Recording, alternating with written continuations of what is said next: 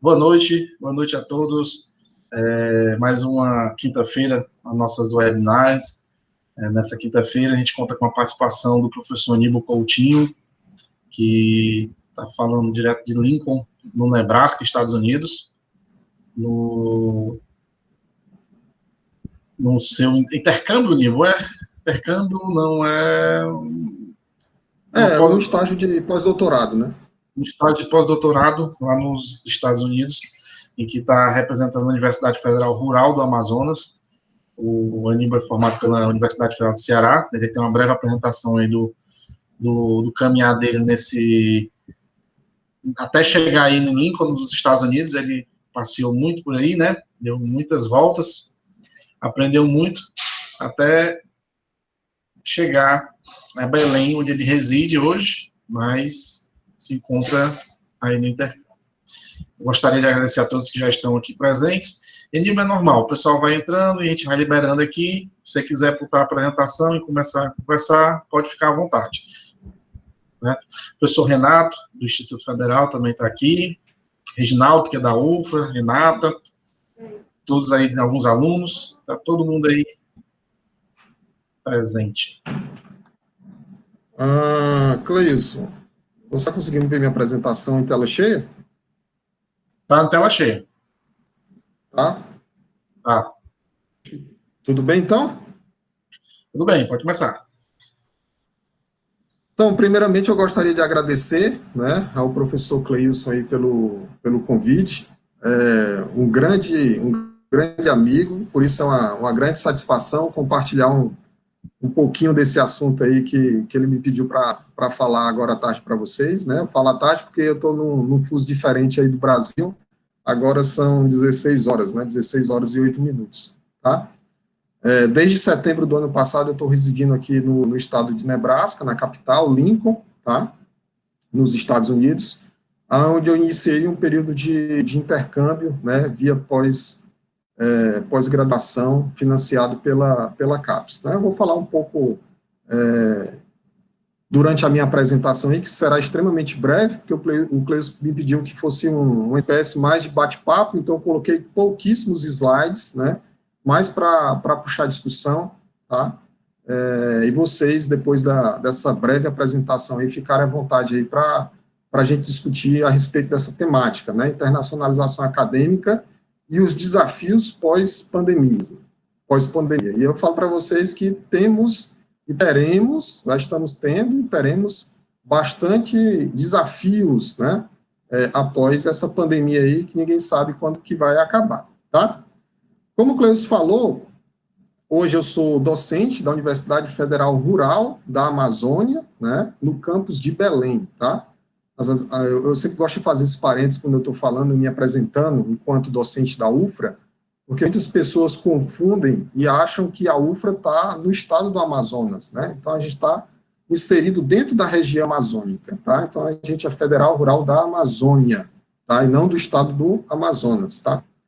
Eu sou lotado no Instituto da Saúde e Produção Animal, ministro disciplinas para os cursos de agronomia, medicina veterinária e zootecnia na graduação, além de 2 programas de pós-graduação, né? Saúde e Produção Animal na Amazônia, que é um programa de pós-graduação pertencente à UFRA, e o Ciência Animal, que é um programa em associação, né, mas ele está inserido dentro da Universidade Federal do Pará, que também tem um campus em Belém. Então, nós temos em Belém 2 universidades federais, né, a Rural e a Universidade Federal do Pará. Né? Assim como outras cidades, por exemplo, tem lá em Recife, né? Tem a Federal de Pernambuco e tem a Federal Rural, tá bom? Bem, eu pedi o Cleilson, né, para ele me apresentar de forma bem breve, porque eu iria contar um pouquinho da minha história, que eu acho que ela tem ela está, vamos dizer assim, bem próxima à questão dos intercâmbios aí no meio acadêmico em si, né? Como ele falou, eu sou engenheiro agrônomo, formado pela Universidade Federal do Ceará, mas eu sou natural de Quixeramobim, né, que é o interior cearense, aí, fica bem no sertão central do Ceará. Né? Quando eu passei a cursar o ensino médio, né, eu fui residir em Fortaleza, e aí, finalizado o ensino médio, eu entrei na universidade no curso de agronomia. Então, saindo de Xaramubim, nessa setinha que vocês estão vendo mais ou menos aqui, né, eu fui cursar a graduação lá em Fortaleza. E aí me formei em fevereiro de 2007, devido a uma greve, e posteriormente eu fui aprovado e iniciei o meu mestrado lá na Universidade Federal de Lavras, né, no curso de zootecnia. Foi quando eu tive a oportunidade de dividir a mesma república acadêmica aí do professor Cleios, tá? Depois desse período, né, terminei o mestrado em Lavras, fui para o meu doutorado na Unesp, campus de Jaboticabal, tá? Então, fiz graduação, mestrado e doutorado em instituições diferentes.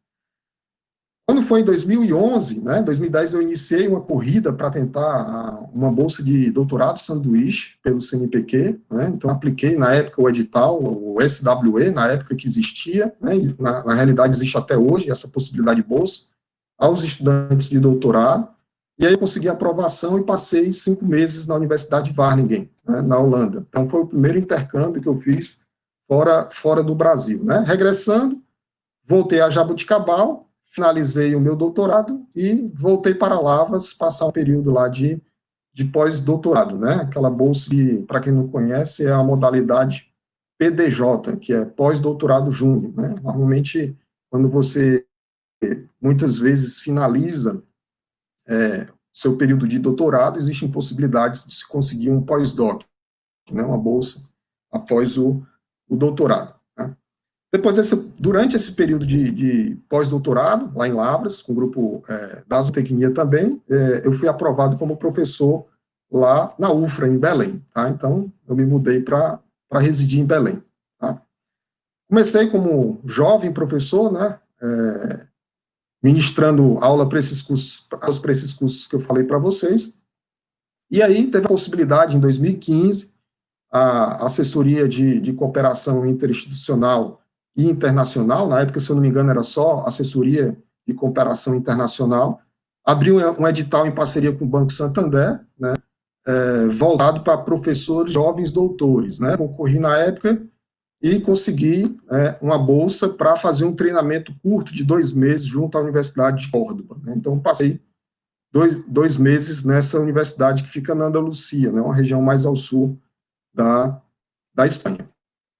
Regressei para Belém, né, fui coordenador, vice-coordenador e depois coordenador do curso de pós-graduação em saúde e produção animal, e recentemente o nosso programa lá da UFRA, ele concorreu a um PROCAD, né, um programa de cooperação acadêmica que a CAPES lançou edital em 2018, a gente aprovou em 2019, para cursos que estivessem inseridos dentro da Amazônia. E uma dos objetivos desse PROCAD Amazônia era justamente fortalecer a internacionalização dos programas de pós-graduação lá na nossa região, tá? Então, o 4, né, com avaliação na CAPES nota 4, nessa associação PROCAD, conseguiram bolsas de doutorado sanduíche para os alunos de doutorado, obviamente, e bolsas de pós-doutorado, professor visitante, para os professores que faziam parte do programa. Foi então que nós submetemos esse projeto, conveniado com a UFPA, a própria UFRA de Parauapebas e a UFLA lá de Lavras, né? E aí nós conseguimos aprovar o projeto e conseguimos a disponibilidade desse recurso e bolsa. Foi então que eu vim parar em Lincoln hoje. Então, essa apresentação, um pouco dessa minha história aí, ela permeia, ela está intimamente ligada com uma série de seleções e editais, né? Então, uma coisa que eu participei na vida e submeti muito foi edital de concorrência, né? Edital para entrar desde o vestibular, que, querendo ou não, é um edital, né? A entrar em pós-graduação, a conseguir bolsas para tentar intercâmbio, tá bom? Então, o Cleus me pediu para falar um pouquinho sobre internacionalização e esses desafios, né? Então, eu preparei aqui uma apresentação de forma muito rápida, né? Tocando nesses pontos, né? Falar um pouquinho para vocês o que é internacionalização, quais que são os objetivos de um intercâmbio, né? Quais são os apoios e as possibilidades que a gente observa dentro das nossas instituições, seja ela universidade, quer seja ela Instituto Federal, tá bom? Quais são as possibilidades e os apoios para os graduandos, né, para os cursos de graduação, para os cursos de pós-graduação. E aí eu destaco aqui duas perguntas para a gente refletir e debater depois dessa apresentação. Né? O que eu faço na pandemia, né? Ou pelo menos quando durar essa pandemia? O que me espera pós-pandemia? Né? Depois a gente vai para o debate. Então vamos lá, o que afinal de contas, a gente entende por internacionalização? Né? Internacionalização, eu diria que é um processo de troca de experiências entre os países das mais variadas regiões do mundo, né? Com o objetivo principal aí de desenvolver ciência, né? E cultura. Né? Quando eu falo em ciência, talvez esteja mais ligado à nossa entidade enquanto universidade, enquanto Instituto Federal, né? Porque a ciência ela tem por base aquele pilar que a gente desenvolve dentro das instituições de ensino, que é a pesquisa, o próprio ensino e a extensão. Né? Então, quem são os atores que eu diria que fariam parte desse processo de internacionalização? Os atores principais é a própria instituição, né? E os outros agentes são discentes e os servidores. Eu falo servidores porque engloba aí técnicos e docentes também, né? Então, as instituições, no caso das instituições de ensino superior, elas são permanentemente cobradas por esse processo de internacionalização, né? Então, a internacionalização, ela deve constar dentro do Plano de Desenvolvimento Interinstitucional, PDI. Desculpem, o Plano de Desenvolvimento Institucional, que é o PDI de cada instituição. Isso vale tanto para Instituto Federal como para a universidade. Então, isso acontece tanto no âmbito da graduação como no âmbito da pós-graduação. Né? A graduação, a gente observa que sempre existem avaliações, quer sejam elas in loco, né? O pessoal do MEC vai na instituição e avalia, quer seja ela à distância. Né? Então, quando o pessoal do MEC vem avaliar qualquer curso de graduação, ele quer conhecer toda a infraestrutura, toda a formação dos professores, e ele quer saber também os indicadores que estão ligados à internacionalização da instituição. Né? Agora, do ponto de vista da pós-graduação, a CAPES também avalia os cursos, principalmente os cursos estrito sensu, né, que é mestrado e doutorado, por meio de indicadores voltados à internacionalização. Eu diria para vocês que o critério de avaliação da CAPES, em termos de internacionalização, tem um impacto maior em cursos de pós-graduação do que quando eu comparo as avaliações do MEC via sinais para a graduação. Tá? Mas, falando especificamente da graduação, quando o pessoal do MEC vem fazer qualquer tipo de avaliação, quais são os principais indicadores que eles tentam observar se a instituição está cumprindo? Né? Várias são as perguntas, né? Mas, dentre elas, a gente pode destacar aí, a instituição tem aderido a editais para intercâmbio, ela tem buscado parcerias com empresas privadas, com, por exemplo, bancos, com embaixadas, né, convênios, para tentar disponibilizar a bolsa de intercâmbio para os estudantes, né? Tem tentado, de alguma forma, por N meios, tentado fazer mobilidade acadêmica, né? A instituição ela oferece algum curso de idioma, né, para os estudantes, quer sejam de pós ou de graduação. Existe o oferecimento de disciplinas em línguas estrangeiras, né? E aí são vários os critérios que são levantados, né, e são utilizados para se avaliar a instituição. Esses são um dos poucos, né, que eu elenco aí, talvez como os principais. Quem é responsável por isso dentro da instituição, né? Normalmente, nas universidades, institutos federais, eu diria que em algumas universidades existem as pró-reitorias de assuntos internacionais, mas na maioria das IFES, tanto o instituto aí, esse tipo de ação se concentra muito em assessorias, né, assessorias de cooperação interinstitucional e internacional, né, no caso lá da nossa universidade, o nosso assessor, né, coordenador da assessoria, inclusive está aqui na sala aí para a gente bater um papo a respeito disso, ele tem uma propriedade até maior do que eu para falar a respeito de alguns pontos, tá bom? Então, As instituições usam essas ferramentas para tentar aproximar, né, e, ao mesmo tempo, atender esses critérios exigidos aí pelos órgãos que avaliam a instituição. Ok? E eu diria que existe basicamente duas formas, né, de se praticar a internacionalização dentro das instituições, que é uma internacionalização espontânea, onde parte de uma política pré-estabelecida, e uma internacionalização que eu diria meio que estimulada, né? Essa internacionalização espontânea, ela parte muito do indivíduo, da pessoa, né? Normalmente do docente e do técnico. Quando ele observa um edital dentro de uma agência de fomento, ele resolve lá se cadastrar, né, concorrer a esse edital, aprova, chega para a sua instituição e fala assim, ó, eu aprovei uma bolsa aqui de pós-doc, né, e gostaria de passar o ano fora, né? Isso acontecia muito até, talvez, 2019, que foi quando o governo federal agora lançou uma legislação em que a universidade precisa apresentar um plano de capacitação do seu corpo, né? Do seu corpo técnico, e aí eu falo docentes e técnicos de maneira geral, tá? Então, esse tipo de busca por bolsa de forma voluntária, eu falaria uma internacionalização espontânea, onde o indivíduo, ele, por si só, ele vai lá e busca, né? E a internacionalização estimulada é através das assessorias, das pró-reitorias, que tentam garimpar recursos de alguma forma, montar editais para poder atender o público, né?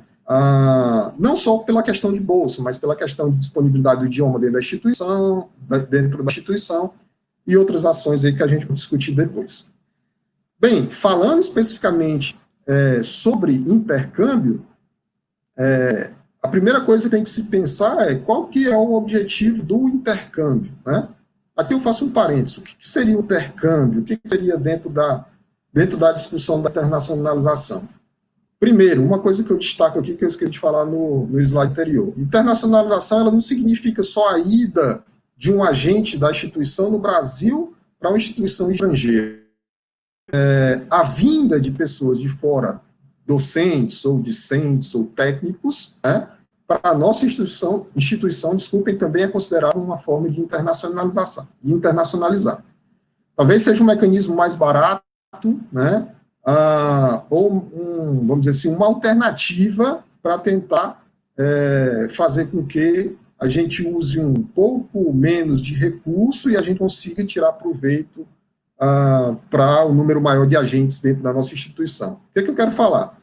Se, por exemplo, eu trago um professor visitante do exterior e eu insiro ele dentro do programa de pós-graduação ou até mesmo dentro de uma graduação, onde ele consegue passar a sua experiência para o grupo de pesquisa ou mesmo a experiência acadêmica por meio do ensino, se ele dá aula, né, se ele explora outras vertentes, eu consigo, com uma única pessoa, né, dar a possibilidade e oportunidade para vários outros agentes da instituição, né, no caso, principalmente alunos, tá bom? Agora, voltando aqui para os objetivos, né, o que eu posso fazer quando eu saio da minha instituição e vou buscar algo fora, um intercâmbio, por exemplo?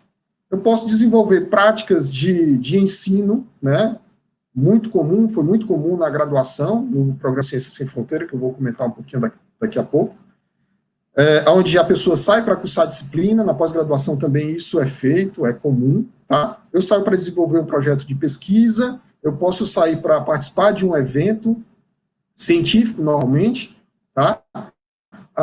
Ou eu saio, por exemplo, para um treinamento técnico, né? Como eu fiz, por exemplo, lá na Universidade de Córdoba, na Espanha. Quais são os apoios e as possibilidades que existem, né, que existiam, que existem e que provavelmente continuarão existindo? Eu falaria isso para vocês, né? Depois a gente discute um pouquinho.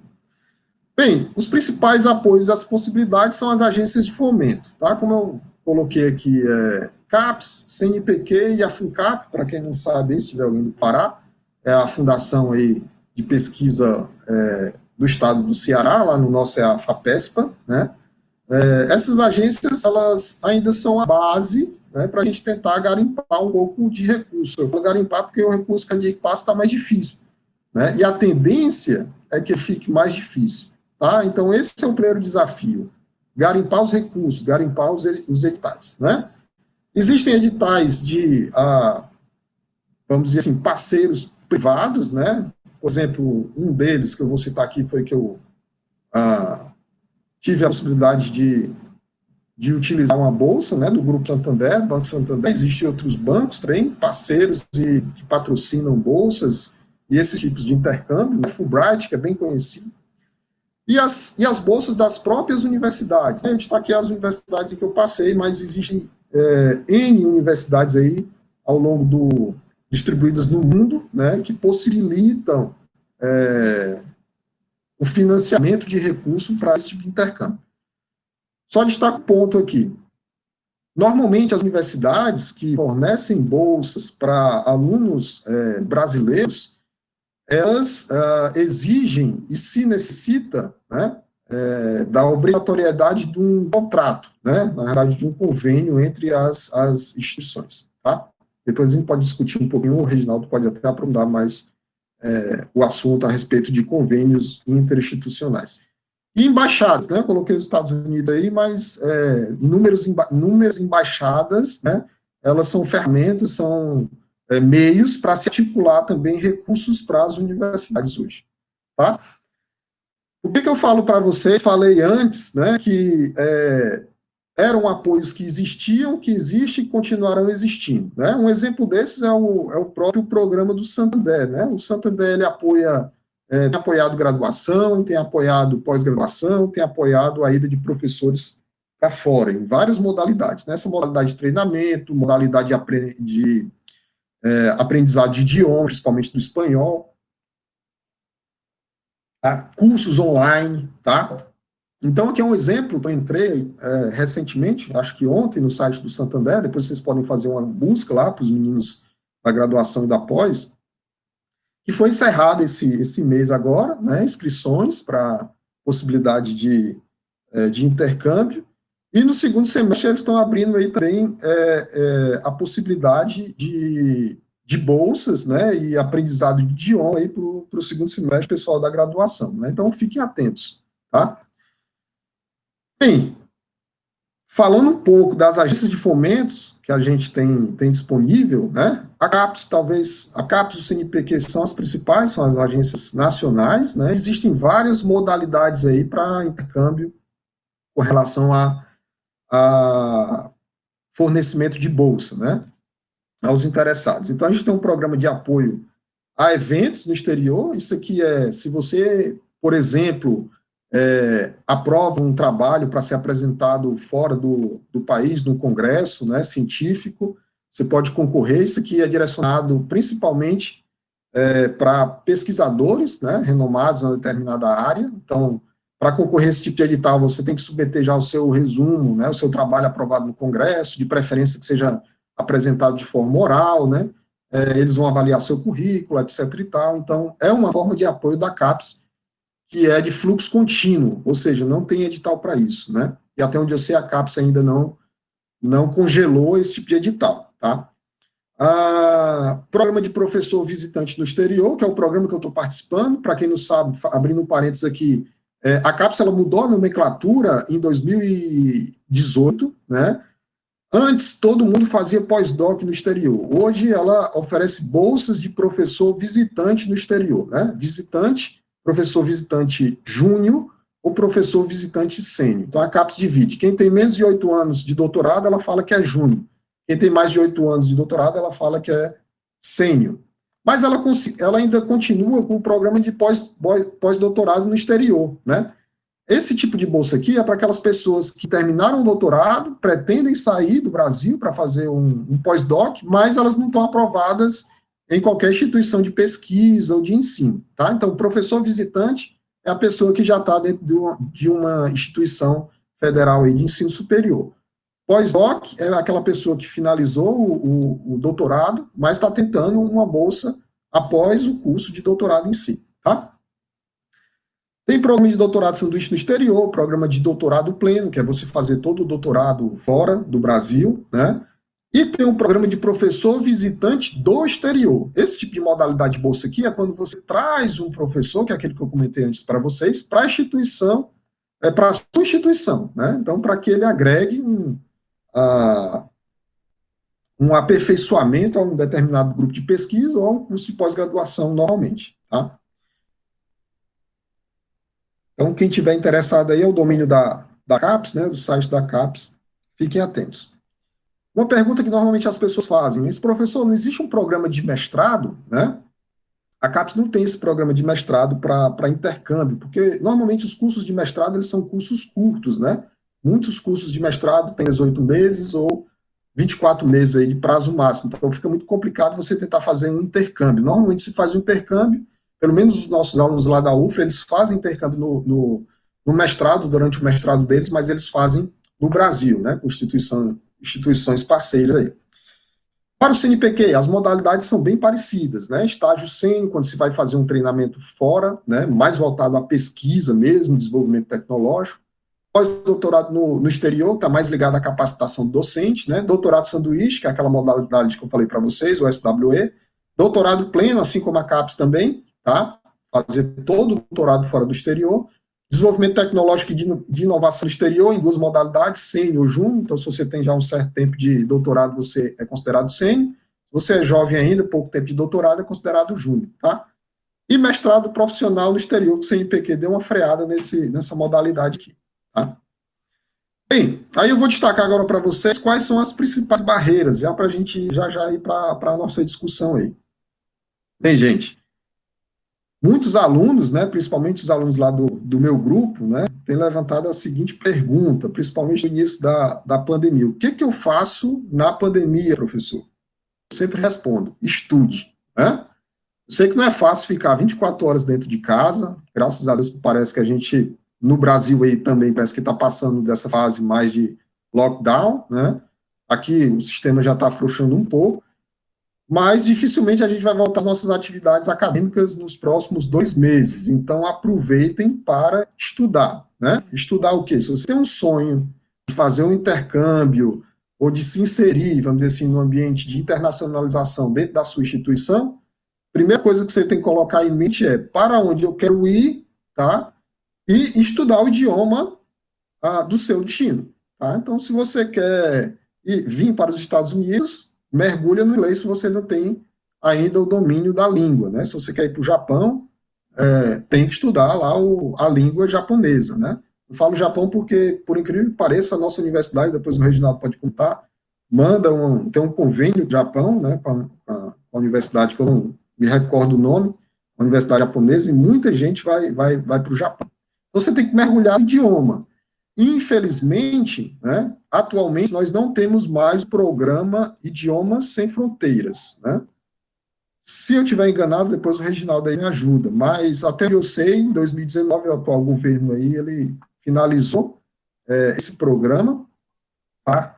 Era um programa que era um resíduo daquele primeiro programa de cooperação aí que foi lançado em 2012, que era o Ciência Sem Fronteira, né? Então essa plataforma ela ainda ficou sendo sustentada para os estudantes, né, realizarem cursos à distância e de modo presencial. Lá na nossa universidade, eu lembro que inclusive eu participei de um curso na época de inglês, ano passado, onde a gente tinha espécie de bolsistas, né, monitores que ministravam essas aulas de forma presencial, e muitas das aulas elas eram, né, acredito que continuam sendo transmitidas, não sei se ainda por esse programa, depois o Reginaldo pode comentar, mas elas eram transmitidas via videoconferências para os campos fora de sede, né, que nós temos 5 campos fora de sede lá na nossa universidade, tá? Então, gente, uma das principais barreiras para se conseguir uma bolsa, falando de bolsa, é o domínio do idioma, tá? Muitos dos editais solicitam a proficiência no ato da inscrição, certo? Para os Estados Unidos ou para países de língua inglesa, basicamente o principal, vamos dizer assim, teste utilizado, a principal forma de se comprovar a proficiência aportuguesando a palavra, os alunos chamam de TOEFL, né, o TOEFL, que tem 2 tipos, né, que as universidades americanas têm aceitado, que é o ITP e o IBT, né, ou ITP e IBT. A UFRA e outras instituições no Brasil, via esse programa Idiomas Sem Fronteira, aplicava de forma gratuita para os estudantes. Infelizmente, eu lembro que existia uma reclamação muito grande, né, de que os estudantes eles se inscreviam nesse tipo de exame e acabavam não comparecendo. Então, a universidade gastava um recurso, o próprio MEC mandava um recurso para a instituição, e muitas vezes essas provas elas eram perdidas, tá?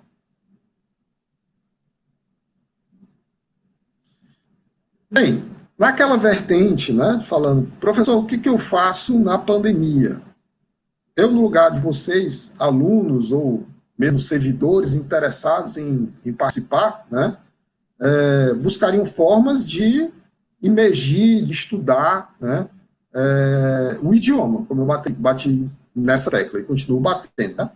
Aqui eu dei só um exemplo, como eu estou aqui nos Estados Unidos, existem inúmeros sites disponíveis na internet, esses só são exemplos, tá? Conheço alguns, né? Mas eu coloquei aqui, quem quiser dar um print screen depois aí na página, no meu slide, pode dar um screen, depois salva aí no seu computador. Mas hoje está muito fácil estudar um idioma via internet, certo? Até mesmo as pessoas que muitas vezes não têm acesso à ferramenta, né, à internet, vai lá, tenta resgatar os livros do ensino médio, né, e começa a estudar, de fato, o idioma. A CAPES, ela está tentando, inclusive, é uma das formas, um dos critérios, das exigências, né, cada vez mais cobrar a proficiência dos estudantes, né. Quando começou o Ciências Sem Fronteira, em 2012, todos os alunos brasileiros, a grande maioria, melhor dizendo, né, não tinham proficiência, principalmente do inglês, e todo mundo começou a se inscrever para Portugal. Né, e a CAPES começou a perceber que isso se tornou um problema. Muitas bolsas foram perdidas na época por conta que os nossos alunos eles não tinham proficiência. Aí começaram a liberar bolsas para os estudantes ir um pouco antes para tentar adquirir essa capacidade de comunicação no idioma do país que a pessoa queria ir, né? Recentemente, nesse PROCAT que eu falei para vocês, para tentar frear essa corrida para Portugal, o que a CAPES fez? Ela possibilita a pessoa ir para Portugal, só que ela exige que quem escrever para Portugal tenha que apresentar a proficiência em inglês. Então, eu queria só que vocês começassem a observar que existirão critérios cada vez mais difíceis, né, e exigentes, porque existe uma quantidade muito grande de pessoas querendo ir, e a possibilidade de bolsas, cada dia que passa, a tendência é que ela vai reduzir, tá? E aí eu trago para vocês, o que a gente pode esperar pós-pandemia, né? Uma coisa, eu falo, os editais, eles não irão acabar, tá? Isso é uma opinião minha. Os editais das agências de fomento não vão acabar com a pandemia. O que pode acontecer é frear, né? A CAPES tem parado o envio de alunos esse ano, né? Inclusive ela mandou e-mail para todos os bolsistas fora do Brasil, né? Recebi um e-mail, fui contactado pela assessoria deles, perguntando se eu gostaria de voltar, se estava tudo bem. A própria assessoria da universidade me contactou também, perguntando do meu interesse de voltar, e nesse programa que nós aprovamos, no PROCAT, a CAPES freou o envio de estudantes, de professores para fora do Brasil. Por quê? Porque é um momento de incerteza, e o que está em primeiro lugar, obviamente, que é a nossa saúde. Mas passado esse momento, né, delicado aí, podem ter certeza que os editais não irão acabar, irão continuar, né? Podem ficar mais escassos, tá? Mas os editais continuam. E eu tive a curiosidade, entre o Instagram aí do Instituto Federal, do campus específico de Limoeiro, eu percebi que foram lançados alguns editais, obviamente com vagas bem reduzidas, para cursos muito específicos, mas o que a gente tem que estar é preparado para o momento da chegada de um edital como esse, tá? Para possibilitar a ida dos interessados, tá bom? Então, gente, espero que a gente tenha agora ferramentas e assunto aí para bater um papo, tentar responder a pergunta de vocês aí, que eu tenho certeza que, diante dessa apresentação aí de, sei lá, 30 minutos, 35 minutos, eu falei para eles que apresentar em 10 minutos, né? Falei 30 minutos. Vocês podem ficar à vontade, questionar, esse é meu e-mail, tá bom? Se quiserem anotar, mandar alguma dúvida posterior, se eu não conseguir responder tudo, o tempo for curto, tá? Esse é o nosso grupo de pesquisa, fazendo um pouquinho do Mechan, né, o GEFAM, Grupo de Estudo em Ruminantes e Foragricultura da Amazônia, que atua dentro da linha de pesquisa de produção de ruminantes e forragicultura, tá bom? Nós somos hoje 3 professores, eu, o professor Christian e o professor Tiago. O professor Felipe foi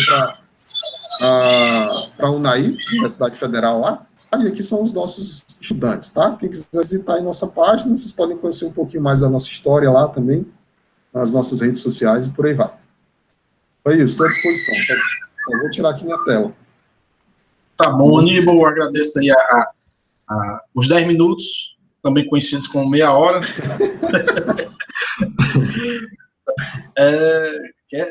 É muito importante aí a sua experiência, tendo demonstrado aí o local. Eu sei que tem alguns alunos nossos aí de pós-graduação, né?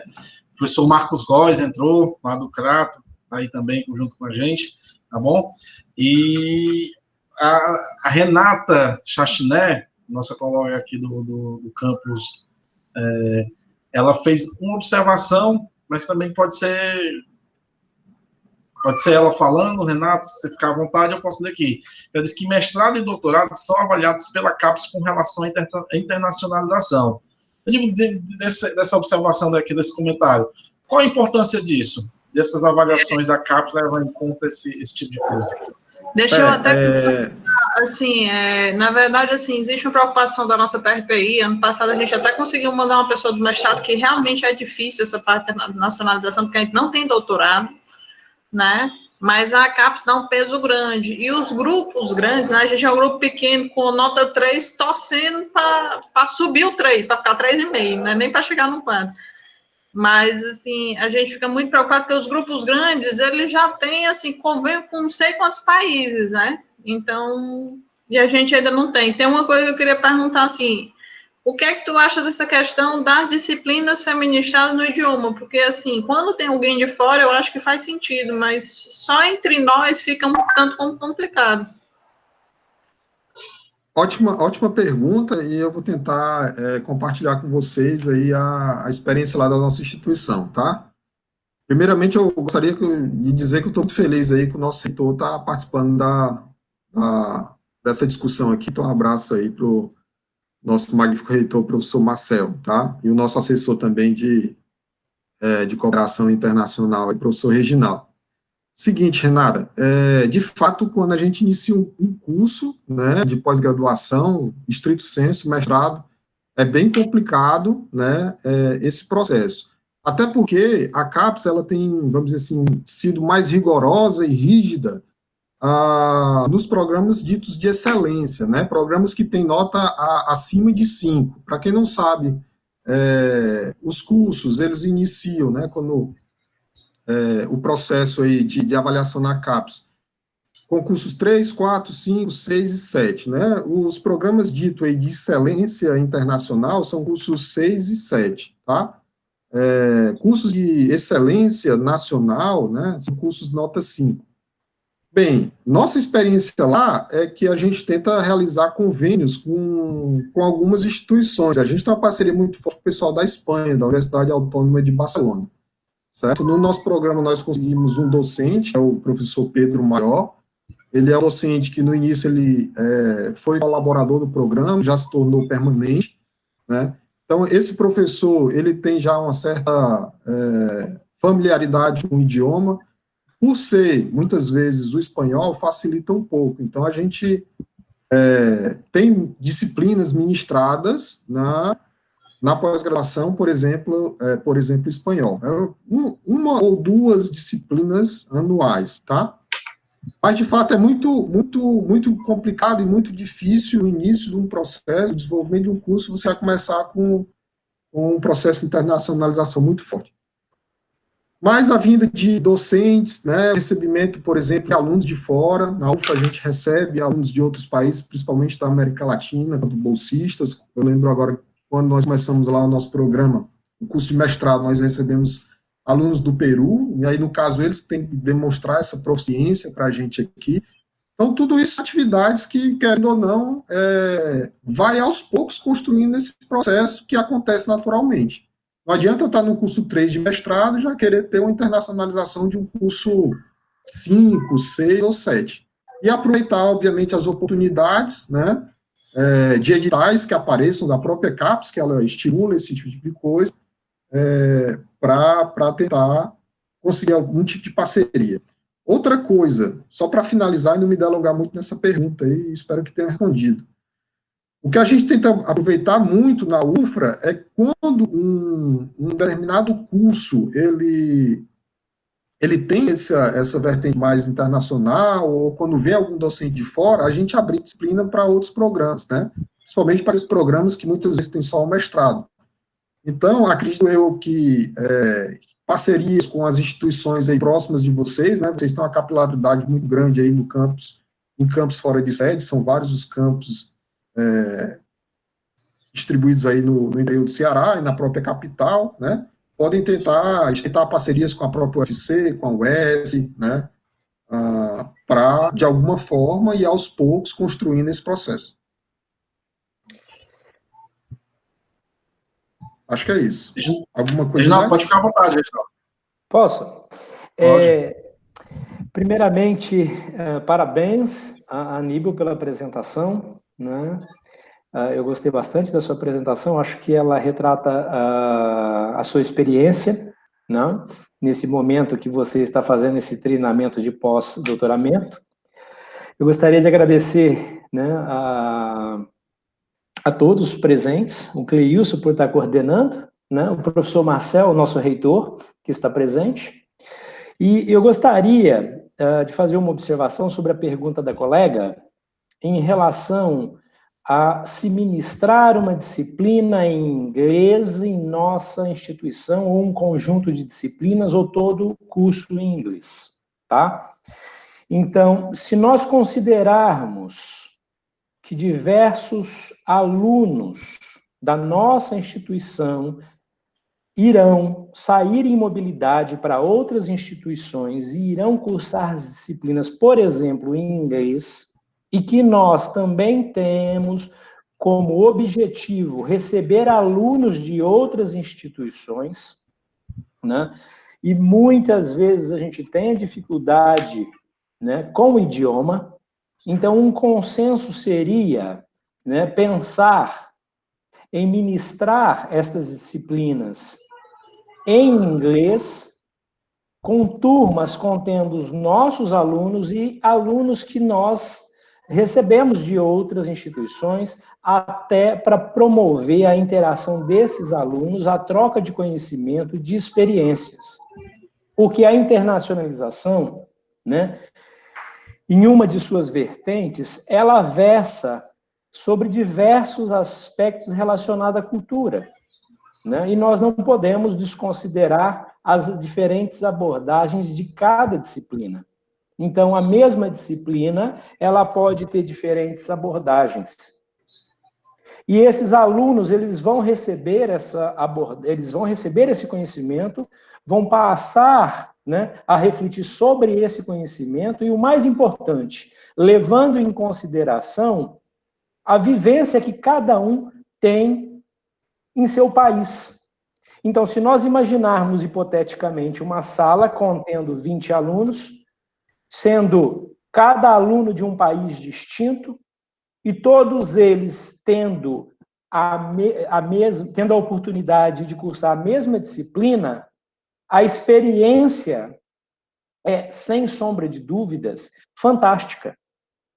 Ela vai permitir não só explorar os aspectos técnicos relacionados à disciplina, relacionados à língua, assim como os aspectos culturais, envolvendo as experiências de cada um em seus países, né? Então, é extremamente importante que, ao pensarmos em internacionalização, que nós viemos a pensar também, né, em montar esses grupos multidisciplinares, né, essas turmas multidisciplinares, contendo diversos alunos de diferentes países, e para poder facilitar essa interação, a gente tem que eleger um idioma.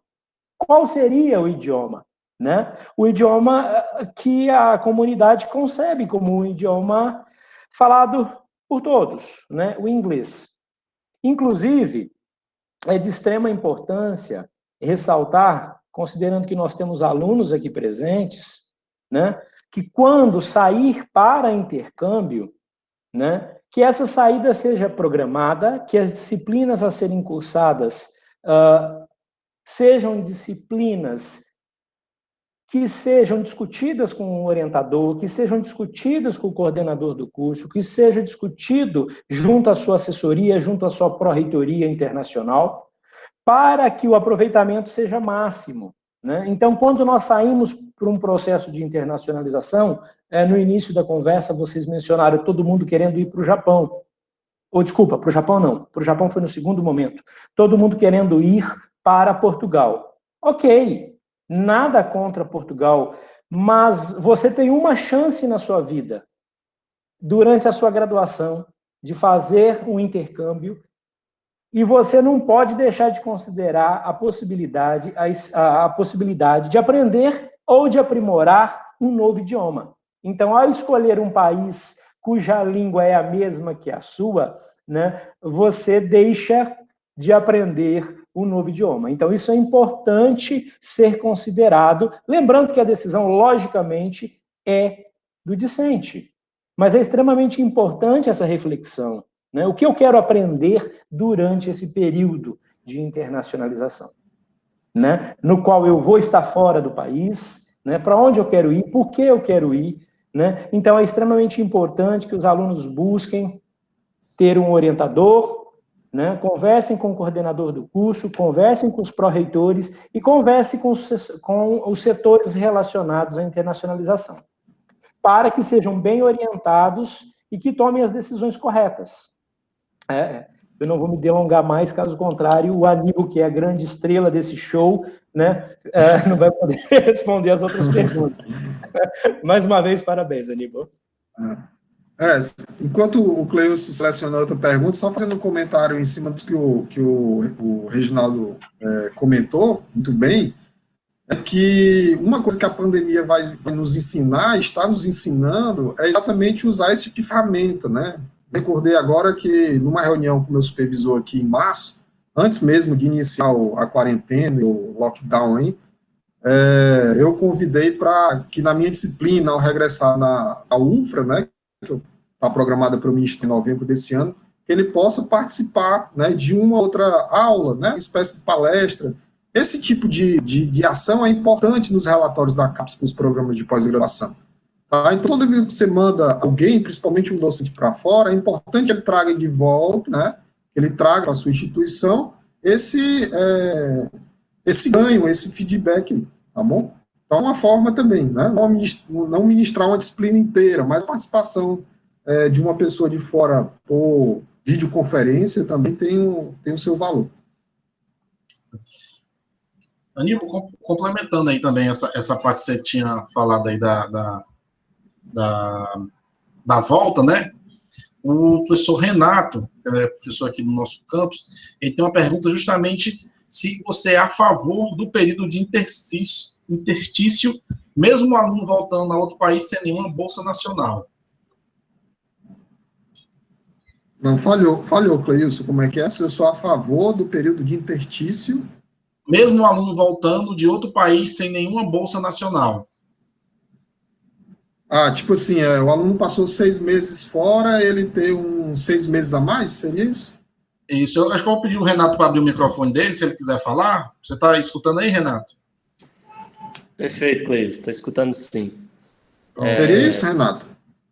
Então, Aníbal, eu tive a oportunidade também de realizar um SWE, e, assim, uma das exigências na volta, né, vamos dizer, no retorno ao país, ao Brasil, foi esse período de interstício, que a gente chama, que é basicamente, por exemplo, eu fiquei 1 ano na Espanha, eu retorno ao país, ao Brasil, e eu sou obrigado a ficar 1 ano no Brasil, tá? Eu não sei quais são não sei se a gente pode colocar entre aspas os bloqueios. As exigências e obrigações. Né? Direciona para o aluno, tá? mas eu queria só saber se você era a favor desse período de interstício, mesmo o aluno voltando de um país do exterior, sem uma bolsa nacional. Afinal, ele irá ficar, vamos dizer assim, desempregado, né? De certa forma. Se caso ele queira continuar Tô entendendo. Essa é uma discussão. Academia.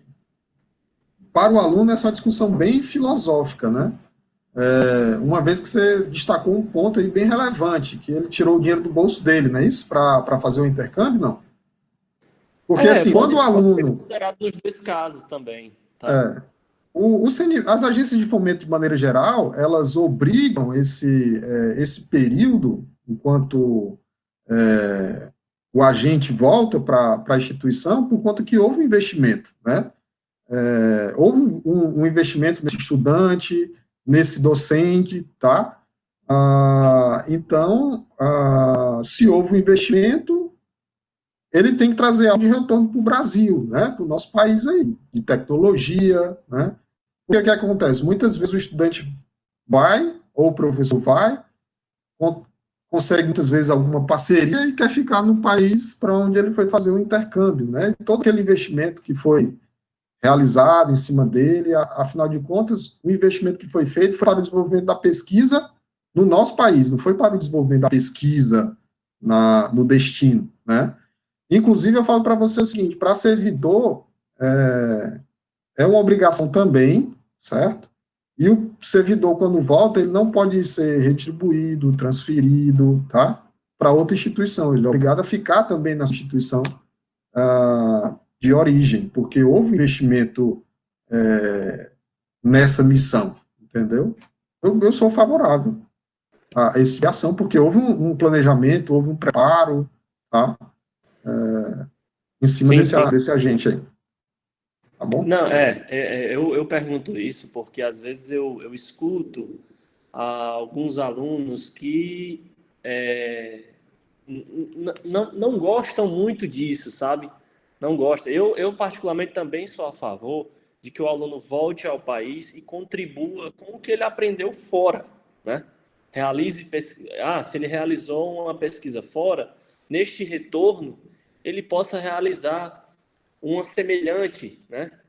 De acordo com as condições da região, certo? Considerando também que ele concorra a editais, como você mesmo falou, né? Um caçador, literalmente, de editais, para que ele possa dar continuidade à academia, tá? Mas eu também considero importante esse período de interstício, justamente para dar continuidade aí às pesquisas, às investigações que são realizadas no país natal, né?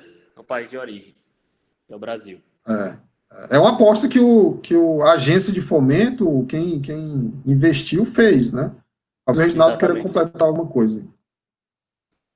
Pode falar, Reginaldo. Posso falar? Pode. Qual é o nome do colega que estava falando, por favor? Que fez a pergunta? Renato, boa noite. Olha, além do aspecto colocado pelo professor Aníbal, muito bem colocado, por sinal, que é o investimento na forma de uma bolsa, né, para que um cidadão brasileiro vá para o exterior para se capacitar, né? Então, esse é um aspecto. E eu pergunto, ele vai se capacitar com qual finalidade? Por que o governo brasileiro, né, tem o interesse, por que as instituições têm o interesse que os nossos cidadãos se capacitem? Um outro aspecto que também é importante, é que mesmo quando ele vai com recursos próprios, que a sua vaga fica mantida na universidade. Ele entra em mobilidade e a vaga que poderia estar sendo ocupada por uma outra pessoa, né, ela fica, né, aguardando esse retorno. Então, considerando esses dois aspectos, né, e fazendo uma reflexão sobre o que nós vamos fazer no exterior, né? Tanto os discentes quanto os técnicos, assim como os docentes. Nós vamos no exterior para aprender. Quer seja cultura, que nos permite ser mais tolerantes, quando nós aprendemos e passamos a lidar com as diferenças. Quer seja o idioma, que nos permite a comunicação com outros povos. E quer seja o conhecimento técnico. Então, diante disso, né, o que se espera, né, desse brasileiro, independente se é aluno, se é técnico, se é professor, né? Esse brasileiro que foi para fora, que teve essa oportunidade, o que se espera dele? Né? Se espera que ele retorne e que ele contribua para o desenvolvimento da sua nação. Logicamente, existem as liberdades individuais e o cidadão pode optar em ficar. Pergunto a todos para reflexão, se o governo tem um programa e se de cada 100 pessoas que vão para o exterior, em treinamento, a partir do momento que um número significativo, deixa eu dar um exemplo, se de cada 100 pessoas que vão, 70 ficam, esse programa ele está sendo interessante para a sociedade brasileira, que, ressalto, que paga para essa capacitação. Porque o pagamento ele ocorre de forma direta, por meio de bolsa, ou indireta, por manter a sua vaga na universidade. Né? Então, fica essas reflexões, né, da importância da gente abraçar o Brasil, com todas as dificuldades que nós temos, né, não somente diante da pandemia, mas a todas as outras que nós estamos vivenciando, e nos compete construir uma grande nação, como os outros países fizeram e estão fazendo, que é algo, né, essa construção é algo contínua. Nós temos que nos apoderar desse entendimento. Só se tem uma grande nação quem tem a disponibilidade de arregaçar as mangas e trabalhar nesse sentido. Obrigado. Eu passo a palavra para o Cleison. Obrigado,